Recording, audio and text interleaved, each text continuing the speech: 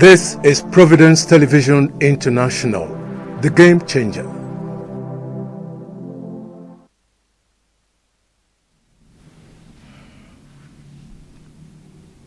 Thanks for staying tuned. Well, I'll start off by saying a wonderful day to you. It is actually the 27th day of November 2024, and my boss, just before we came into the studio, was just telling me that Christmas is just by the corner.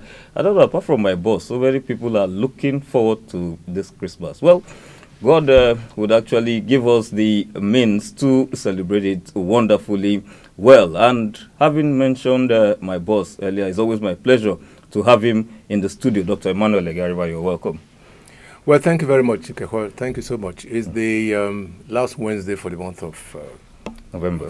It's the last midweek, actually. And I think that Christmas is getting to be on air. There's no way you can avoid it. It's just a mystery, really. It's a very beautiful season. Very soon as we enter December, there will be many people emptying into Benin. Yes. Okay, yes. For very obvious reasons. And I think that it's the same all over the country. Unfortunately, this is the cold season, very cold season in Europe and some other places. Most of them will be indoors. Yes. You know? Yes. But here we are lucky. We could even be luckier if we have the Hamilton season with us. So we're looking forward to it. I always look forward to it. I love Christmas, and I love Christmas carols a great deal. Good. Well, on this note, like I've said earlier on, there seems to be good news as we'll be moving straight to the analysis for the day. We'll be starting with this day newspapers.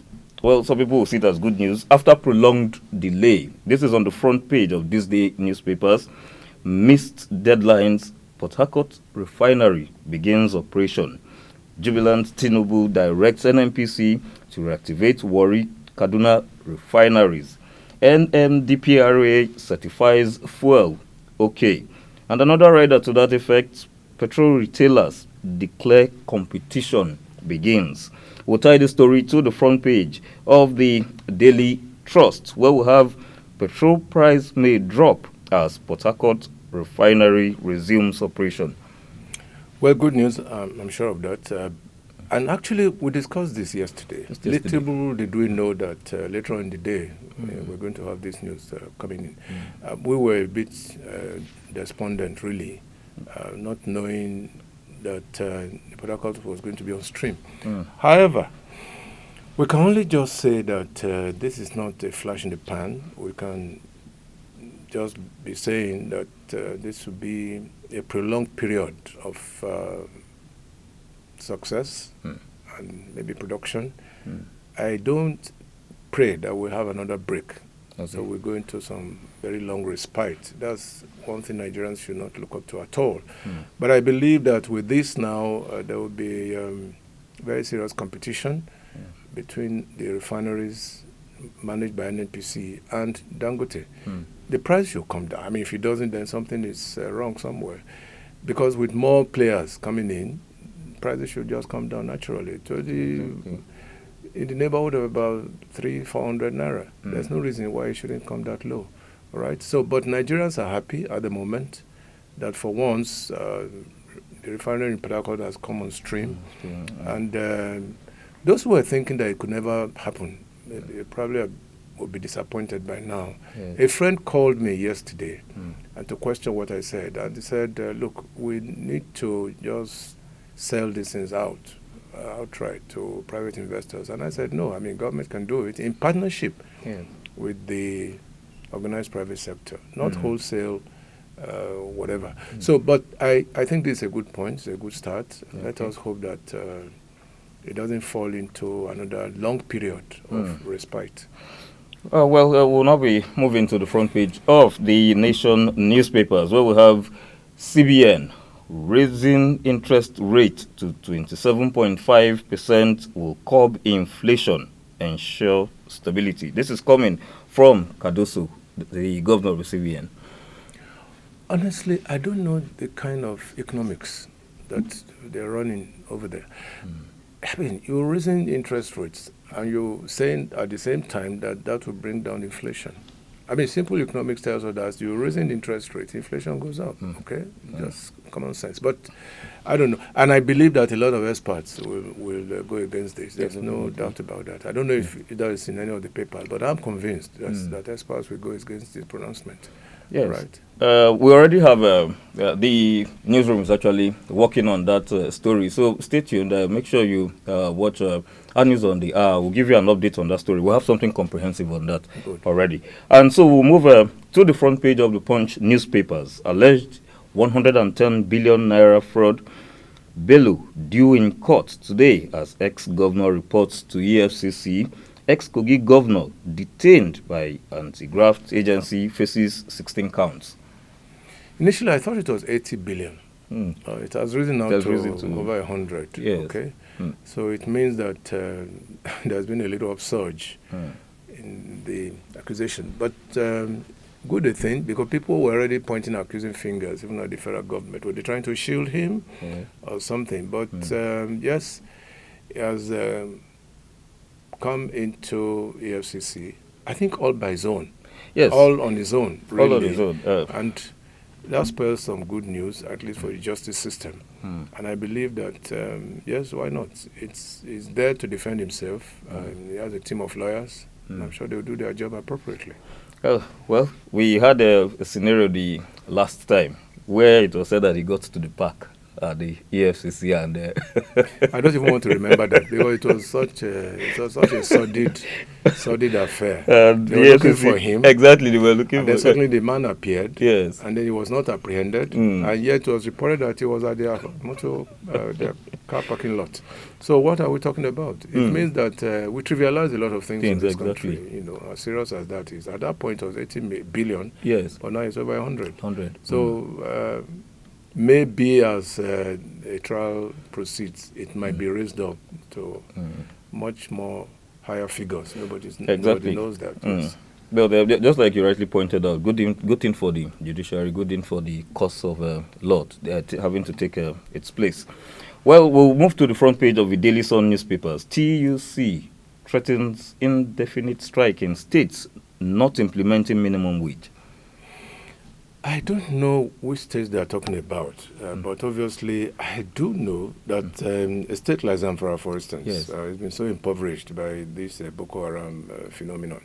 And I do not expect that states like that should pay up to whatever. But I think that what the labor unions are looking at will probably be the lifestyle of the chief executives of some of these states. Okay. They get along not in tandem with the suffering in the land. The fleet of cars, new cars, and their lifestyle on the upward swing. So they are looking at all of these things. And they believe that, yes, the states have the money. But I am just singling out Zamfara, because Zamfara has been on the spot for a long time. And at a point in time, the state could not even pay for WAEC examination fees. You remember? Yes. Okay, so it's been impoverished for a long time, and I believe that there must be some kind of relief for states like Zamfara. I'm not from there, but we read on the pages of newspapers what is going on there. Okay, so but the labor union has a lot of issues at hand. Luckily, with the opening of the Harcourt Refinery, I'm hoping that the price of fuel will come down considerably, and that will also give relief to the labor union, because they were already agitating that they were boxed into a corner by the administration, not knowing that something was afoot. Okay, we'll still come back as regards. We'll go back just before we round up as regards the Harcourt Refinery having to start operations. But let's quickly look at this on the front page of the Daily Times newspapers, where we have World Bank partners NYSC on core empowerment. World Bank, Nigeria situation again. Yes, are there riders to that? No, there's no rider particular to that effect. Yes. So we'll just stay on top of that story and see if there'll be more trending stories around it. But what has it got to do with NYSC? Exactly. I thought there would be a rider, so we can take it up from there. So we'll just put it in abeyance. For now, yes. All right, and so it brings me back.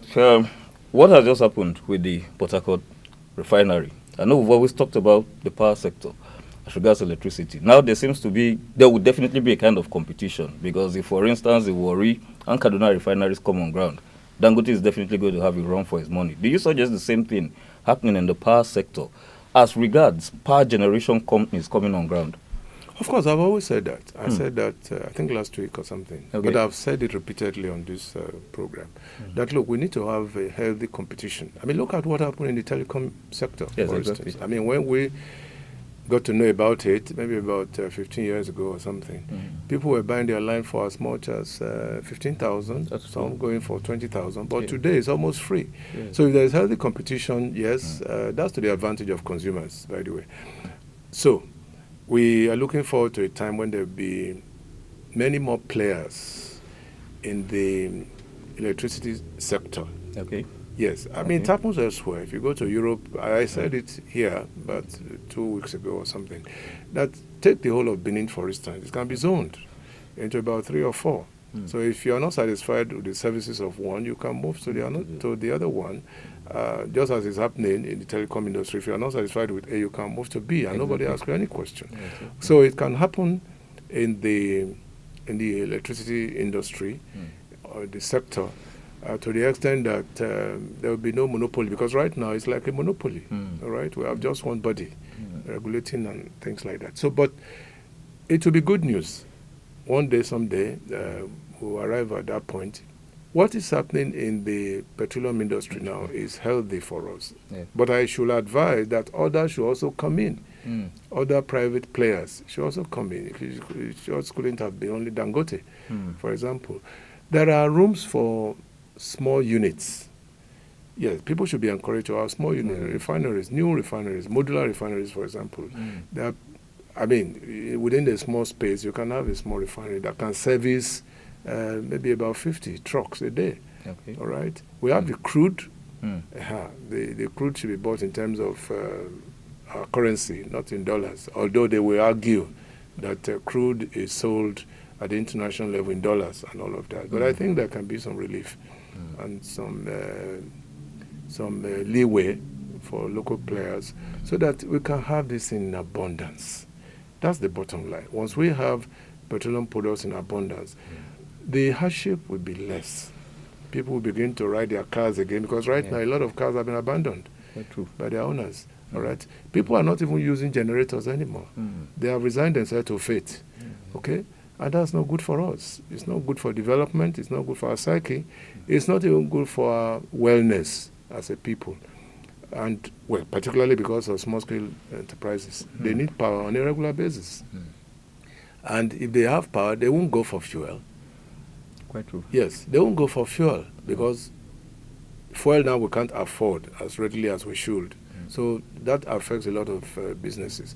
But if we have power regularly, and if we have petrol on a regular basis, so move our vehicles and machinery, Nigeria will be a sweet country. Yes, businesses will spring up everywhere, and we'll be back to where we were about maybe 20 years ago. So that's the way it is. And our government, federal, state, local government should put on their thinking caps. Remember what General Charles Eweka said the other day. Even local government can do well to supply their people with supply them with electricity coming from solar panels. Yes, exactly. Yes, solar panel, huge expanse of land just made available for that. So, and that is doable. All this money, all these sleaze that we're talking about can be plowed into that, and life will become more meaningful for the people at all tiers of government. That's my take, really. All right. Well, thank you so much. Well, down here at the studio, the staff and management were quite happy about this news. At least there is a positive development moving towards the right side, as Nigerians would expect. Let us actually hope that the price of fuel comes down. It should, naturally.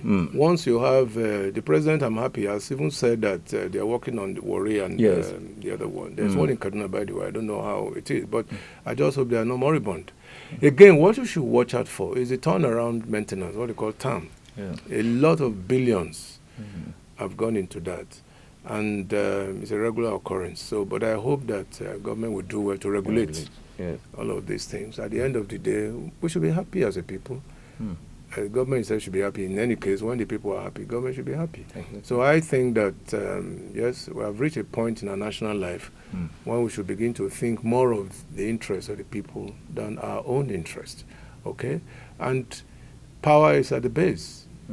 When you talk about power, you're talking about electricity, you're even talking about petrol, because you use petrol to power engines, as it were. Yeah. So they are key. These two elements are key for national development. So in the next few days, next few weeks, we are hoping that there will be more good news, all right, and that prices should come down considerably. I'm happy that consumers, transporters are already saying it, that with this new, I won't say new, it's been there, with Port Harcourt coming on stream now, there must be reduction, very drastic reduction in the price of fuel. And they are right. I mean, it's only logical, by the way. They are right. And that will make a lot of people happy. Particularly now that we're approaching the Christmas season, there will be a lot of movements cross-country. Exactly. And yes, that will bring a sure relief to all Nigerians. All right. Well, thank you so much, sir, for coming to the studio. But as usual, we always wait for your parting shot. Well, my parting shot is not a serious one this time. Well, this is the time for us to think more of national interest rather than self-interest. This question is directed at our leaders, at all tiers of government. You could see that the tempo has changed a little bit. I mean, with the announcement coming from NNPC that Port Harcourt has opened. Yes. All right? Yes. So we must think of national interest. Why am I saying this? People should think less, our leaders should think less of amassing. It doesn't make sense. You are amassing and amassing almost to a point where people begin to ask, aren't you tired of amassing all these things? It's primitive. It's primitive. So we must think of national interest all the time. National interest will mean that what will make the people happy. Because in any case, those in government are already wealthy enough. Yes. People in federal government, in state affairs, in local government, they're already very comfortable. But what of the people out there? That's what we should be saying. Let us use this Christmas season as a turning point for us to synergize properly with the people, all right? I'm sure that when Christmas comes on stream properly, we should be able to talk about it, because it's a season of love and caring, right? All right, once again, thank you so much for coming to the studio, sir. Well, viewers out there, once again, I will thank you. Like I would always say, if you are not there, we would not have Providence Television International. Once again, I will say, please tell your friends, tell your family, tell your associates about Providence Television International. Let me just quickly chip in this, if you don't mind. Yes, only yesterday we read out names of people who dropped in notes from across the world. So we are telling our viewers, please always let us know what you feel. Yes, most of these things are coming from their heart, really, and we are pleased about them. But tell us what you want, the programs you want us to produce for your interest. Tell us what your choices are. It doesn't matter, we'll be able to abide. But, well, it may rub off on our personnel, but we may do something about what you think is possible. Because in broadcasting, the people's interest comes first. Definitely. And not your own interest. Just like in government or leadership, as I just said. In broadcast, you must think of the interest of the people first. What do they want? That's the true. Kind of programs they want, the kind of ideas that they want the station to put across. Because without the people out there, our exercise here would just be in futility. So we need a proper synergy. Yes, and we'll be grateful if our viewers from time to time will let us know what they think about us. So far, yes, we must thank them very much. They are happy, they are quite delighted, but it doesn't stop there, okay? And as the operator of this station, now we feel more delighted to have fresh ideas, even coming from viewers. Exactly. Okay? Yes, right now, we are not operating on full stream yet. It's a very young station, just a little over 3 months. But we are reaching for the skies. In fact, we are aiming far above the skies, which also makes us very happy and comfortable. However, as you have always said, always tune in to us and share. Exactly. Yes, that's the difference between us and the terrestrial station. Once you get information, share to people so that you cannot be the only person that is privy to that kind of information and entertainment. Always share so that many more people can know about us. I'm happy that, yes, many more people are knowing about us, but it's not sufficient. So the more we reach the people, the greater our pleasure. Yes. Yes. And so on that note, I want to say once again, thank you so much. Don't forget that we have so much lined up for your viewing pleasure today, especially the news on the hour. Do stay tuned and you get so much more